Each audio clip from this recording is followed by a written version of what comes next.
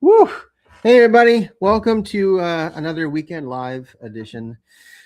Oh, you have no idea. I've been running like crazy the last few minutes here. There's just an announcement from the National Homebrew Association that they have said the venue, they've posted the venue where they're going to have the American Homebrew Association's Homebrew Con, which I'm planning to go to in June. And so the rush is that there's probably going to be a lot of people going. It's not that big a town. I mean, it's decent size, but it's not huge. And so I think hotels and stuff are going to get booked really fast, especially any that are, fairly close to the venue. So anyway, that's what I've been doing the last few minutes. I literally just booked a hotel like a minute ago. I was going to wait. I just thought, you know what? I could wait, and then an hour or two from now, it'll already be booked. So I think I got a good one. I'm like, it'll be 10 minutes from like a lot of places where you can eat, and about 10 minutes from the actual venue, the homebrew venue, where they're going to do the actual homebrew con. So 10 minutes walking either direction. That is pretty good. What's going on, Joe? More snow, man. I'm getting gypped on snow out here. I mean, I'm sure you guys don't think that's there's nothing wrong with being gypped with snow, but I like winter more than summer, and I feel kind of gypped this year because man, I haven't gotten any snow. In fact, it's been like, I don't know, in the low 60s here. It's actually been pretty warm.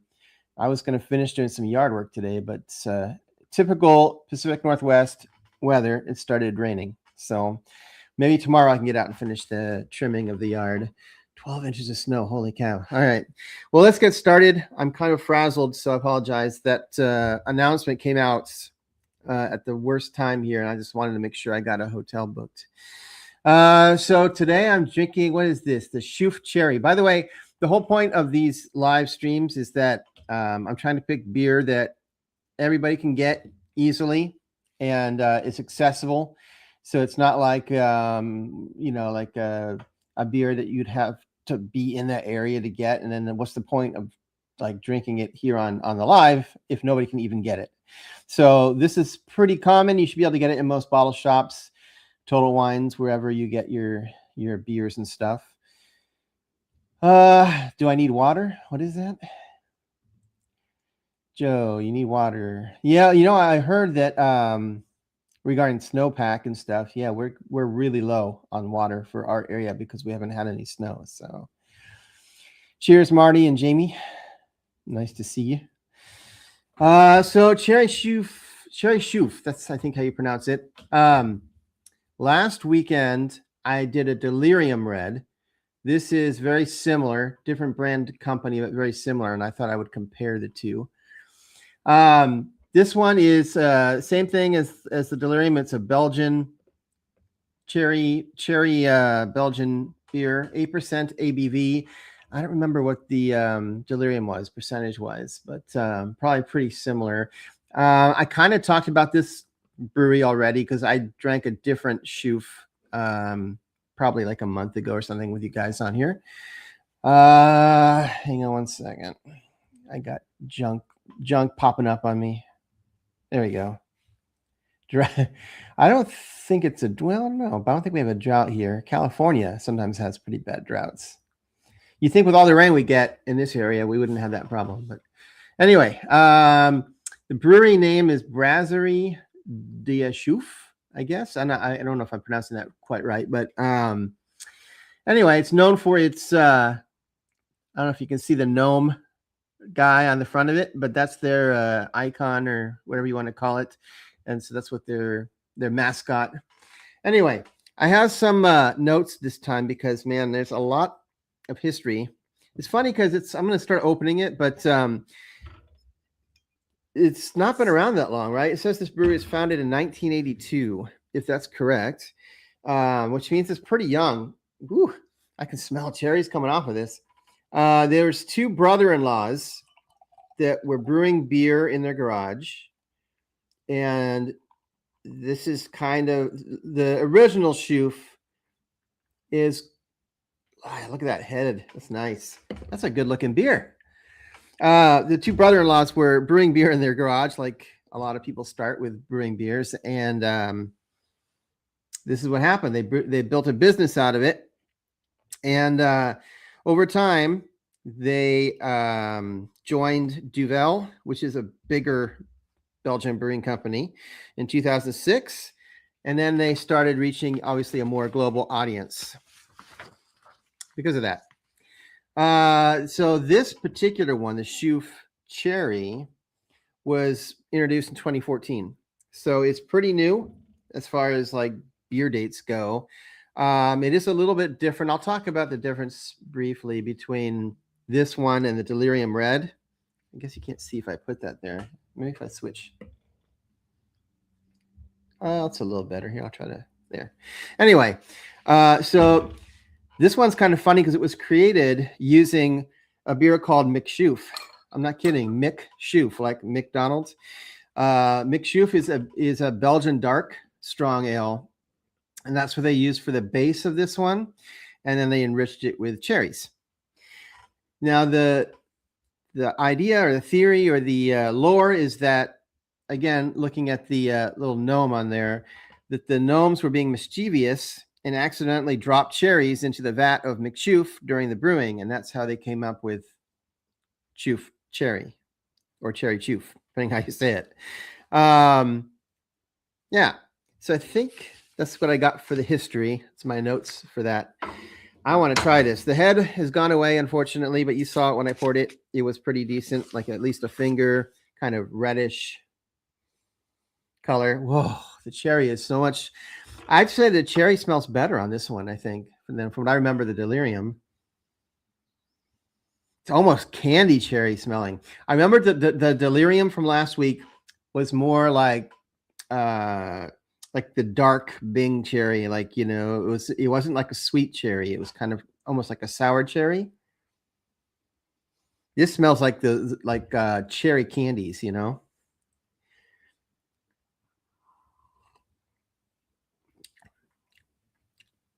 Interesting. It's very dry, as I would expect a Belgian beer to be. Belgian yeast tends to dry out, almost eating all the sugar in a beer. So there's not usually a lot of sweetness left, although you certainly get a perception of sweetness from the cherries, like the aroma. There's some little bit of almond smell to it.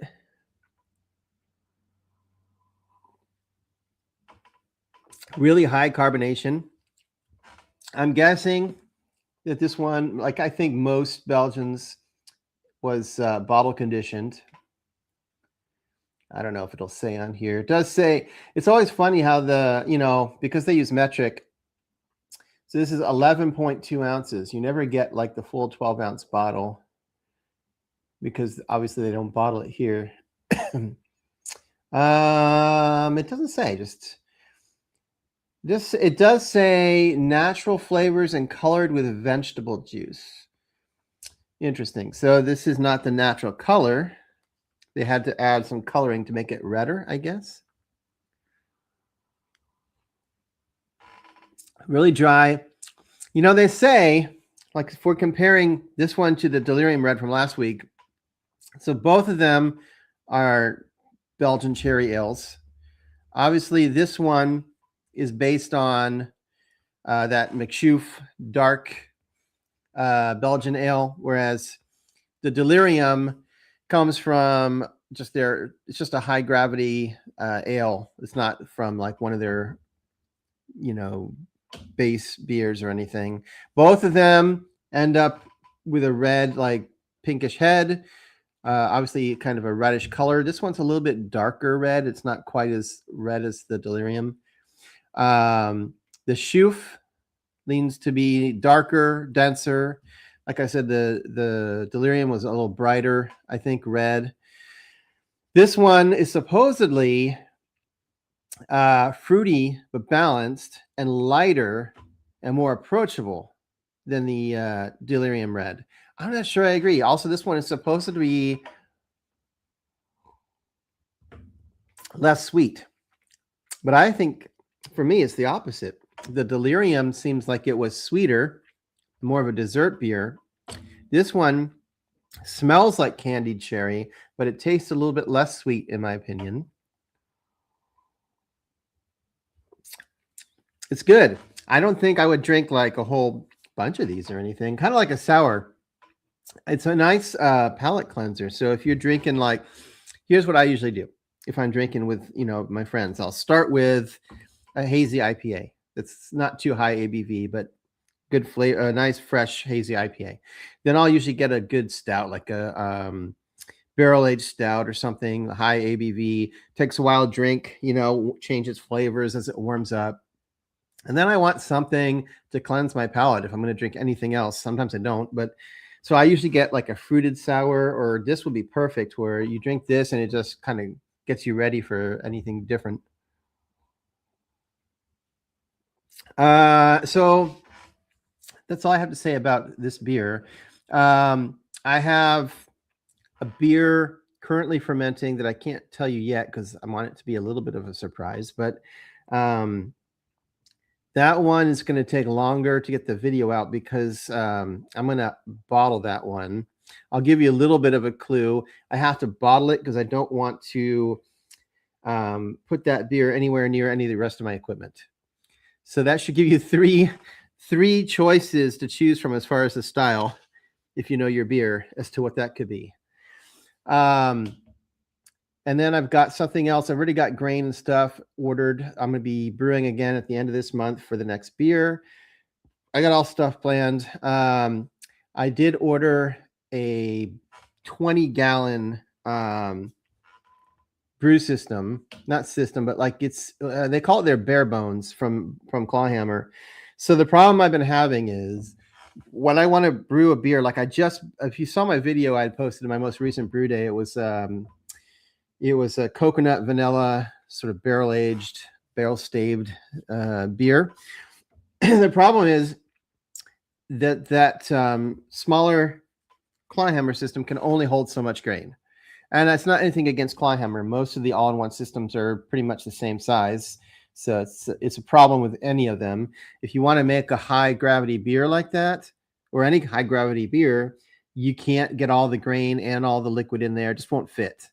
And so what I do is I fill up as much grain as I can, and then you drain off, usually you drain off like a gallon or 2 gallons of water and slowly add the water back as the grain starts to convert and loosen up. But, your yield is not good because it's not great. It's so thick a mash, the water can't really circulate very well through it. So, for example, the one that I made, it was supposed to be something like 13%. I think I ended up with 10% ABV. And that's just because the efficiency just goes down quite a bit when you don't have the right size vessel. So I ordered a 20-gallon kettle. It'll come with the lid, the recirculation sprayer. I think it comes with the tubing. I don't need it, but I might come with some of the tubing. I don't think it has an element. I'm going to use the element for my other. So I'm going to use the 120 element in it. It's just it comes with a basket, right? The bigger basket. The whole point is that I need more room, not that I need to get 240 elements in there and make it hotter. I just need more room to put more grain so that I can do all of it at once and get a better efficiency out of it. I have another beer already planned once I have that set up. I'm gonna buy an elbow to drill a hole in the lid. Um, I remember mentioning that to Clawhammer in one of their live streams that I said something like, hey, I hope you don't get angry, but I drilled a hole in the lid of your system. And I installed a steam condenser. And Kyle got all mad and said, what? Are you serious? Are you serious? And I think he held up a dome lid that's for their distilling systems. And I couldn't see where you could buy that separately on their website. So I'm not sure that's even an option, but I guess they have it. But then you'd still have to find a way to connect the steam condenser to the top of the dome lid. I don't know. I think my way works better. I just drill a hole through the top of the lid, and then you'll see it in all my videos. I attach it with a tri-clamp, so I can use my existing steam condenser and just get an extra elbow to use on the newer or the bigger system. I don't plan on using it that often. I don't make that many big beers, but I do make enough that it's worth it to me to have a system where I can actually brew it properly and hopefully hit the numbers I want to hit. You're not going to get the same beer otherwise. It's going to be okay, but it's not going to be what you were aiming for. So anyway, I'm probably going to cut this short. Hopefully you guys have fun tomorrow watching the football game, if that's what you're doing. I have a feeling it's going to be a blowout. I think it's gonna be one of those. You know how it's pretty rare to see a Super Bowl where the game is even and it's a good game. It's usually very one-sided, but we'll see. I'll watch it. That'll be fun. I haven't actually watched any of the commercials, online or anything, so I get to see those and follow that. I think that's about it. Yeah. Anyway, if any of you guys are in Asheville for HomebrewCon, hopefully I'll meet up and see some of you while I'm there at the convention. So I will cut this short and go brew something, guys. Go brew something. Got to keep homebrewing alive. Cheers.